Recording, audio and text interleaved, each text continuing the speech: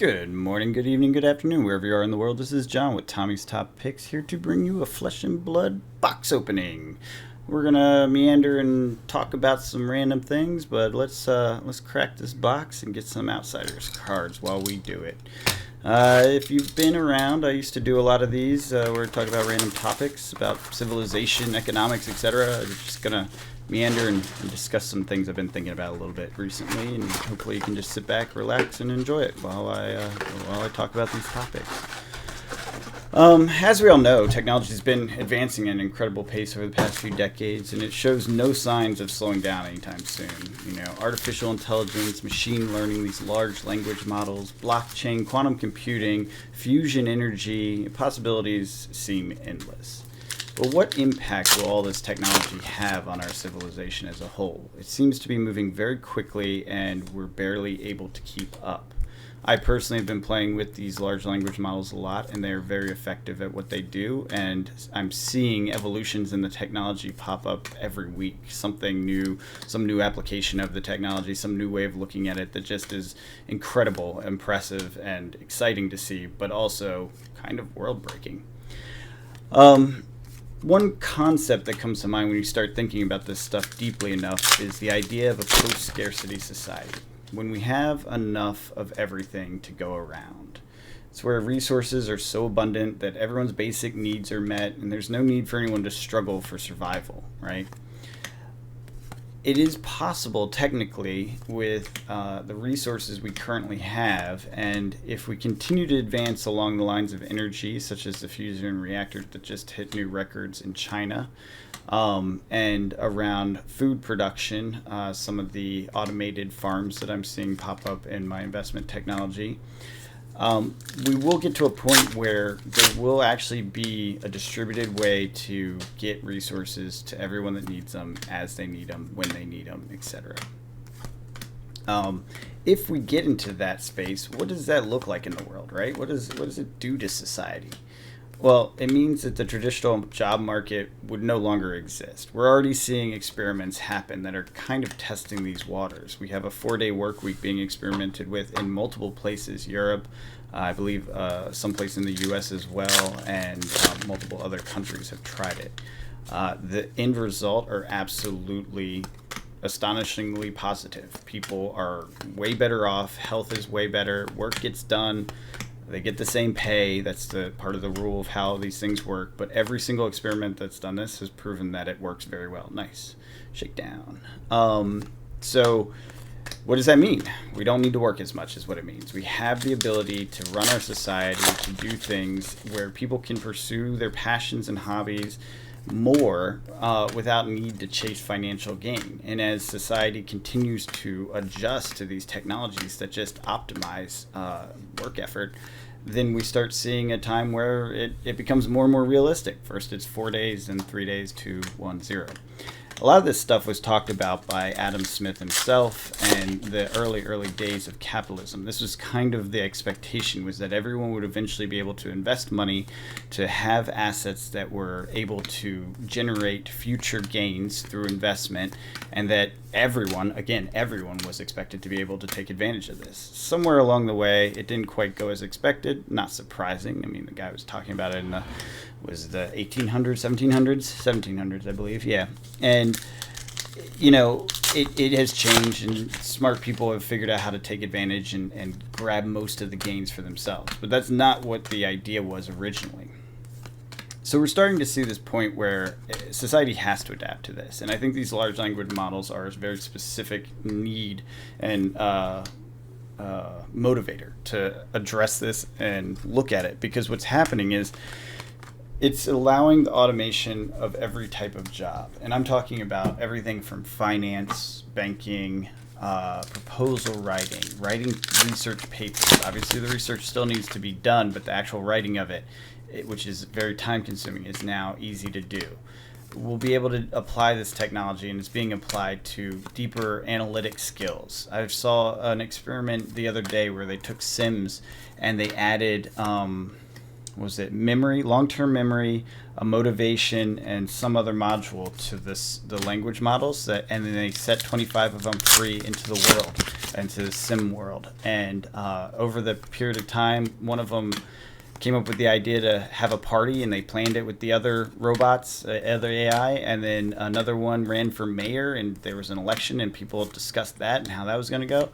And they even did an experiment where they put 25 real people in that simulation as well to role play as their different characters with the same sort of motivation set. And then they had a human interact with both the human world, the human sims, and the real artificial intelligence sims. And the humans actually became friends with the artificial intelligence ones much easier. They actually thought they were the real humans and that the humans were not real. So the Turing test inverted. The humans didn't pass the Turing test, the robots did. What does that mean? That means our ability to socialize with these machines is getting to a point where we'll be able to find social comfort, friendship, etc. With non-human things. I don't know, entities. I don't know how you want to describe it. Whatever it is, personas. How about that? It changes the way society works, right? When even things like customer service will be automated by a machine that doesn't get tired, isn't hungry, isn't grumpy, the whole world just changes very drastically when every job can be done better by an AI, or most jobs, I would assume. Not every job, but most. So you start to look at what you have to do to survive that, what society has to do to adapt to that. And one of the things, there's a coal foil, secret mitts, nice. God, they're gorgeous. One of the things society has to do is look at what that means and how we distribute wealth, because wealth based on labor no longer makes sense when labor is non-exclusively human. And when the majority of labor is just gone because there's no need for humans to toil, that's where we hit this society that you kind of decide what that means and what that looks like. You know, you don't have a traditional job market. People are free to pursue passions and hobbies. And then the way resources work become, I don't know, Star Trek, whatever it is. Oh, nice. Double coal foil. Double tap. Toxic tips. Beautiful. It's something to think about. It's something to ponder on. One of the ideas that comes with this area of thought is universal basic income. So the idea that these machines or whatever are generating the wealth and the dividends then get distributed to everyone. And if you want to learn a little bit more about that, look at the Alaska Fund. There's an Alaska Oil Fund. Every dollar that's produced in Alaska oil, portion of it is put into a state fund that is then distributed to everyone that lives in Alaska. And it's been going on for decades, and it's been very successful, and it did not lead to the collapse of society or anything like that. Yes, there's some arguments that it leads to inflation and things like that, but that all equalizes once demand and supply start to have equilibrium when you have excess of resources. The problem in Alaska is obviously they're not growing lettuce up there, right? So it becomes hard to get certain things, and then you have these spikes in prices. So we can debate those things if you want. Leave a comment, feel free. But with the rise of automation and the potential of many of these jobs to become obsolete in the coming years, there's no way to ensure that anyone's able to maintain a basic standard of living. And we're talking about 99% of society, not 10%, not 20%, not large unemployment, but like complete unemployment, because you can automate most of it, and there'll be a handful that still have something useful to do.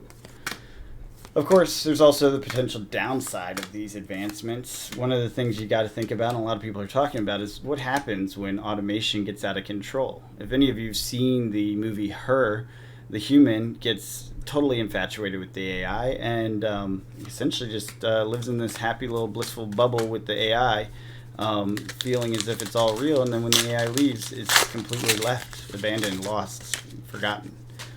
You do have to consider what happens when people fall in love with these artificial entities, when they care more about that than everything else. It starts to lead you to these ideas of, what do they call it? The Great Gap? No, what is it called? What is it called? Why we don't see anyone in space? Because there's some period in the history of humans that, or of intelligent beings that essentially eradicates them. That's why there's not a lot of us around, a lot of intelligent beings all over the galaxy everywhere we look, with how much time it's been around, is because at some point, I think it was Drake's equation, at some point in the development of a society, it self-selects for death. When you find a perfect level of entertainment where you can be artificially amused by artificial intelligences that basically fully fulfill your desires, your needs, your social, interactions, then you don't have the messiness of evolution. You don't have the messiness of continued progress. You have this slipping into a sedated state. And if that happens fully, then, of course, things don't go well. We might be able to survive, but maybe we'd just be in a matrix in the bubble, We'll just be sitting here floating through space in our happy little blissful artificial worlds that perfectly appease our egos, right? So, what does happen at these points? How do we deal with this? What do you think we should do with AI? I think it's a fantastic tool. Like every tool, we will adapt to its use, both for good and ill. This is what we do. It's what we've always done. It's happening very, very quickly and at a much, much more powerful level than it ever has in the history of technology and mankind. I just don't think we're at a point where we recognize how fast this is happening and how fast it's going to continue to happen. And then, of course, you have the great problems of our planet right now. I just was talking to a friend down in Florida. Fort Lauderdale was under 20 inches of water. The airport got shut down. Cars were sunk. That's not going to be the last time it happens. It was just a rainstorm. It wasn't a hurricane. It wasn't anything else. It flooded the entire area, and it's going to stay that way. Well, not stay underwater, but it's going to stay at a threatened level by rain going forward. We have climate change. The science is clear. I'm not going to argue that. I don't think there's anyone that's, really arguing it anymore. And it's impacting us. And if we don't use these incredibly powerful tools to help us deal with these problems, it will create a very difficult situation for most of the humans on this planet. I think personally, we can rise to the challenge. I think with these tools, we'll be better equipped to rise to these challenges. And I think people will be motivated to, because they'll find that their lives, especially if we start seeing this reduction in kind of meaningless labor, and more productive and fulfilling labor, things that you want to do, passions and hobbies, if you see more people motivated by those things, they'll fight harder to keep ourselves in a place where we can continue to do those. That's my hope, but, I've been called an optimist in the past. I've also been called a pessimist, so, who knows. So, that's my thoughts. I've been playing around with this AI a lot recently, and in fact, I built a website using it. It basically helped me through some of the code I couldn't figure out, some of the setup. It was limited. It did, even though I was using GPT-4, it did only have so much it could offer me. There were certain things it told me to do that were wrong, and I had to get corrections and find stuff on the internet. But with a combined effort of both Google, my own knowledge, and its instruction, I was able to put some stuff together that was very effective, and built a nice little website. I actually think I'm going to start a website. This isn't it, but this is what I'm planning. That's going to be a location where co-created content can be placed. So things that are generated by AI with humans, you can put it on there and vote for it, and that will help feed kind of an aggregator of new content that's generated, co-creatively by both an AI and a human. I think it's an interesting concept. I think it's a place where it would be fun to see what people are coming up with. You can share news and tips and tricks and all that sort of thing. I think it's an interesting idea, so I'm kind of working on that on the side. I think it's fun. Let me know. Maybe I'm crazy. Maybe it's a horrible idea. Let me know in the comments if you think it's a good idea or bad idea. Well, that just about wraps this box up, but I thought it was interesting concepts, things to think about. And if it isn't too crazy to know, most of this dialogue that you've heard today was actually written by an AI. I used an AI and I told it about this channel and what I do and what I've done in the past. And I said, hey, write me a script that will last about 10 to 15 minutes. And it did. I didn't read the script fully. I ad-libbed a bit here and there, but that's how you work with these things. That's how you co-create with an AI. Is you come up with your piece of it, you make it sound like yours, you work with what you want it to be.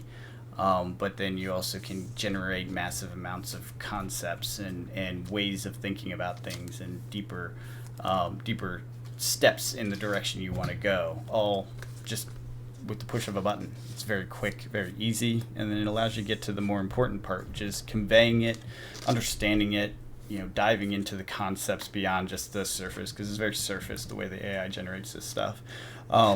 I have in the past written a couple of stories, sci-fi stories with it, and I was able to have it adjust language based on whatever I asked. So make it grittier. I want to feel like I'm there in the cockpit with the pilot, that sort of thing.